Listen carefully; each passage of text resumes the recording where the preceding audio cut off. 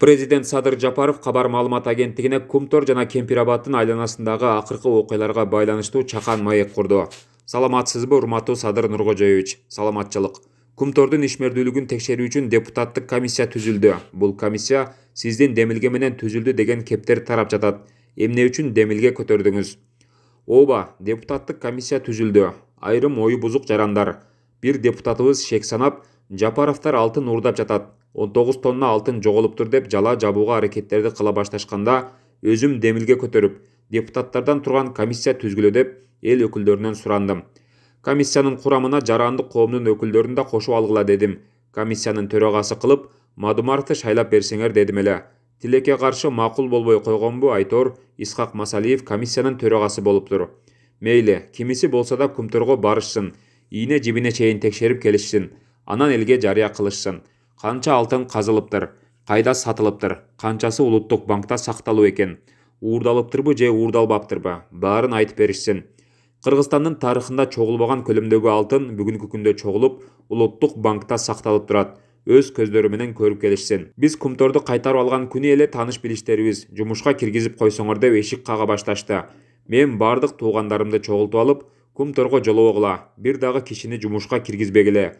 Кийин ар кандай болуп, Кумтор иштебей калса, мына силер адис эмес адамдарды киргизип атып, иштете албай калдым деген сөз болот, деп айттым.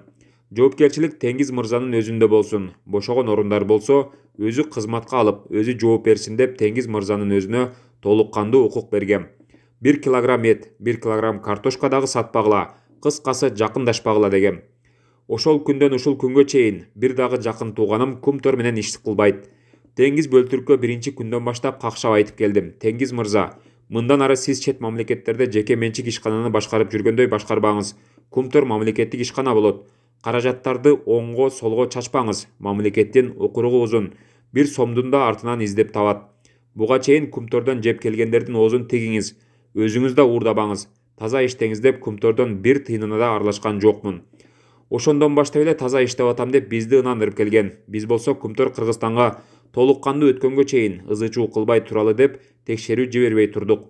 Анан Кумтор Кыргызстандын энчисине толук кандуу өтөрү менен эсеп палатасын жибердим. 3 ай текшерип келишти. Сатуу алууларда коррупциялык элементтер аныкталды. Жыйынтыгында Теңиз Бөлтүрүк мырза жана башка тиешеси бар жетекчилер камалда. Азыр тергөө иштери жүрүп жатат. Биз элден эч нерсе жашырбайбыз. Балким эсеп палатасы же мамлекеттик органдар көрбөй билбей калган кемчиликтери болсо, депутаттык комиссия билип келеттир. Андан мамлекетке эч кандай зыяны жок, пайда гана болот. Кемчиликтерди болсо оңдоп алабыз дегендей. Азимбек Бекназаров Теңиз Бөлтүрүктү жөн эле саясат үчүн камап койду. Алтынды чогуу жешкен. Мына Бөлтүрүк күнөөлүү экен демиш болуп, кайра эле жакында чыгарып коет деп айткан эле. Буга кандай жооп бересиз? Бул Азимбек Бекназаровдун деңгээлиндеги ой жүгүртүү. Алтын жеген болсо камап койбой, тескерисинче чет өлкөгө качырып жиберип, анан мына качып кетти, алтын жептир деп койбойт белек. Анан тескерисинче качып кетпесин. Сатып алуулар боюнча эмне үчүн базар баасынан жогорку бааларды коюп, дизель отунун сатып алышты? Баарына жооп берсин деп камап койдук да.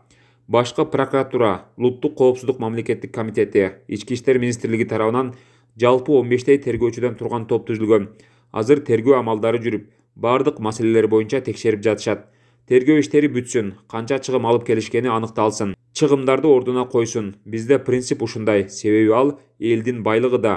Андан кийин анан көрөбүз. Кемпирабад боюнча Жогорку Кеңештин тармактык комитети эки тараптуу макулдашууну жактырды. Бирок ошол эле учурда айрым депутаттар, тагыраагы Адахан Мадумаров, сууну кыргыз тарап тазалайт экен. Форс-мажор болсо, горизонтал белгиси өзгөрө берет экен деген маанайда жалпыга маалымдоо каражаттарына билдирүү жасады. Бул жагы кандай болот?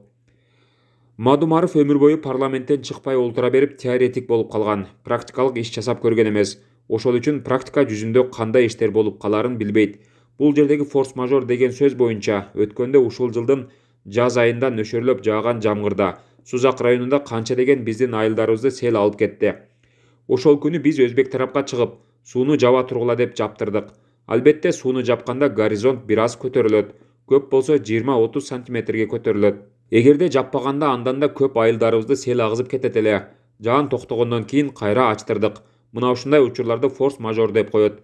Ушундай учурларды гана Азыр эми биз дагы плотинаны башкарууга кирип атабыз да. Мындан ары мындай учурларда маселе жаралса, эки тарап чогуу эле маселени жеринде чечип кете беришет.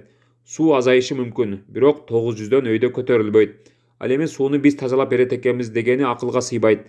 Андай маселе жок. Эмне суунун алдына түшүп алып тумшугу менен таш түртөбү же кум шыпырабы? Кыргыз тарап эч кандай чыгым көтөрбөйбүз. Эптеп эле бир жеринен кыйкым таап, өзбек тарап менен чабыштырып жибергиси келип турган арам ою ишке ашпайт. Чоң рахмат Садыр Нуркожоевич, иштериңизге ийгилик. Чоң рахмат сиздерге да ийгилик. Маектешкен Кабар маалымат агенттигинин кабарчысы Медербек Шерматалиев.